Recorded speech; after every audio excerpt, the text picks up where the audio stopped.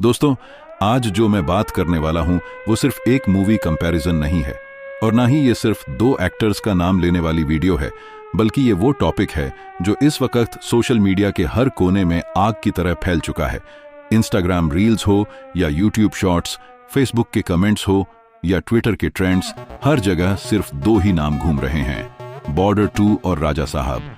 और सबसे इंटरेस्टिंग बात यह है कि दोनों फिल्मों की फोटोज इस वक्त ट्रेंड पर चल रही हैं। लोग सिर्फ पोस्टर देखकर ही डिसाइड कर रहे हैं कि कौन सी फिल्म ज्यादा बड़ी होने वाली है, कौन सी फिल्म हिस्ट्री बनाएगी और कौन सी फिल्म सिर्फ हाइप तक सिमट कर रह जाएगी। बॉर्डर 2 का नाम सुनते ही लोगों के दिमाग में एक अलग ही फीलिंग आ जाती है। देशभक्ति वाली फीलिंग, सैक्रिफाइस वाली फीलिंग, माँ मिट्टी और फौज की यादें।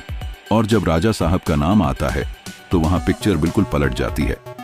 Swag, style, power packed entry, royal attitude और मास सिनेमा का फुल डोज।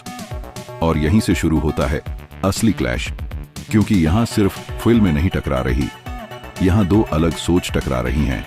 एक तरफ इमोशन है, दूसरी तरफ एंटरटेनमेंट है। एक तरफ आंसू हैं, दूसरी तरफ सीटी। और जब ऑडियंस दो हिस्सों में बंट जाती है तो कंट्रोवर्सी पैदा होती ही है।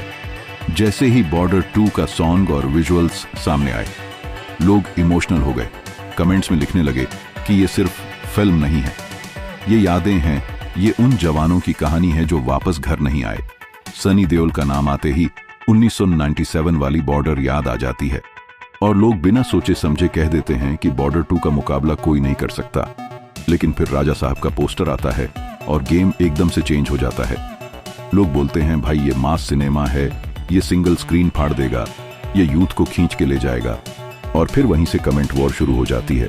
कोई बोलता है बॉर्डर 2 स्लो है, कोई बोलता है राजा साहब सिर्फ नॉइज है, किसी को लगता है बॉर्डर 2 देशभक्ति के नाम पर इमोशनल ब्लैकमेल कर रही है, तो कोई कह रहा है राजा साहब सिर्फ स्टाइल बेच रही है, स्टोरी नहीं। और सबसे ज्यादा आग घी में तब पड़ती है जब दोनों फिल्मों की ट्रेंडिंग फोटोज सामने आती हैं।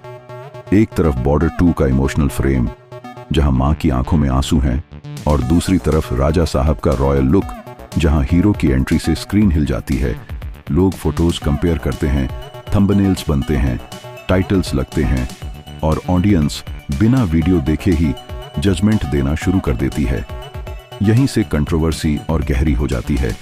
कुछ लोग बोलते हैं कि बॉर्डर 2 पॉलिटिकल एंगल ले रही है, कुछ बोलते हैं राजा साहब सिर्फ बॉक्स ऑफिस के लिए बनी है। और जब एक्टर्स की बात आती है तो फैन बेस और ज्यादा एग्रेसिव हो जाता है। बॉर्डर 2 का एक्टर एक सीरियस इमेज के साथ आता है जहां देश के लिए मर मिटने का जज्बा दिखाया जाता है, और राजा साहब का एक्टर एक किंग वाली पर्सनैलिटी के साथ जहां पावर, एटीट्यूड और डोमिनेंस दिखाया जाता है। और जब ये दोनों इमेजेस टकराती हैं तो ऑडियंस डिसाइड नहीं कर पाती कि सही क्या है, इमोशनल सिनेमा या एंटरटेनिंग सिनेमा। सच ये है कि दोनों अपनी जगह सही हैं, लेकिन सोशल मीडिया पर सच कम और हाइप ज्यादा चलती है।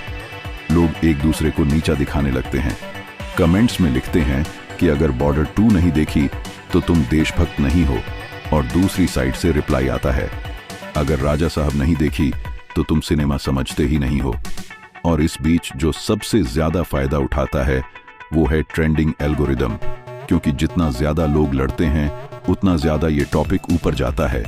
और क्रिएटर्स के लिए ये टाइम सोने से कम नहीं है, खासकर उन क्रिएटर्स के लिए जिनके सब्सक्राइबर कम हैं, क्योंकि जब टॉपिक इतना गर्म हो तो सिर्फ एक सही स्क्रिप्ट, एक सही प्रेजेंटेशन और एक ईमानदार अपील तुम्हारे चैनल को ऊपर ले जा सकती है। बॉर्डर 2 बनाम राजा साहब का डिबेट सिर्फ आज का नहीं है, ये रिलीज तक और भी ज्यादा बढ़ेगा। जैसे जैसे ट्रेलर्स आएंगे, सॉन्ग्स आएंगे, रिव्यूज आएंगे, वैसे वैसे कंट्रोवर्सी और बढ़ेगी। कोई बोलेगा बॉर्डर 2